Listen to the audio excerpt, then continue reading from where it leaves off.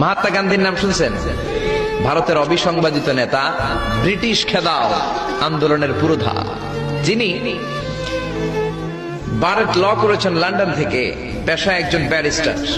তিনি ভাবলেন সবসময় মুসলমানদের একজন নবীর কথা শুনি, আমার হিন্দুস্থানে সবাই বলে মোহাম্মদ মোহাম্মদ, কে মোহাম্মদ, দেখি তো তার একটা জীবনী গ্রন্থ পড়ি। তো 2 খণ্ডের একটা জীবনী গ্রন্থের প্রথম খণ্ড উনি পেলেন। উনি ভাবলেন ভূমিকাটা, বইয়ের ভূমিকাটা পড়ে রেখে দিব, পুরোটা পড়ার দরকার নাই। কিন্তু ভূমিকা পড়ার পরে পুরো জীবনী পড়ার আগ্রহ, কৌতূহল, কিউরিওসিটি তার অন্তরে ঢুকিয়ে দিল কে?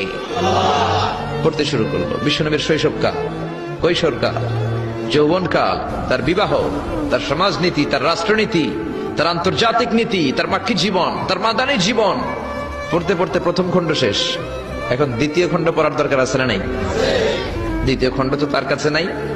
তিনি একবার ইন্ডিয়ার পুরাতন লাইব্রেরিগুলোকে তন্ন তন্ন করে খুঁজে দ্বিতীয় খণ্ড জোগাড় করলেন, সেটাও পড়লেন। পরে তিনি অবাক। তিনি কমেন্ট করলেন, I have scanned a lot of biographies in my life, but the biography of last messenger Muhammad was a unique, unparalleled and fantastic biography I've ever read. চিল্লায় বলেন আল্লাহু আকবার। আমি ভারতের নেতা মহাত্মা গান্ধী অনেকের জীবনী পড়লাম, কিন্তু মুসলমানদের নবী মুহাম্মাদের জীবনীর মতো কোনো জীবনী পাই নাই। এই জীবনীটা, এটা একটা ইউনিক, আনপ্যারালাল, ফ্যান্টাস্টিক জীবনী।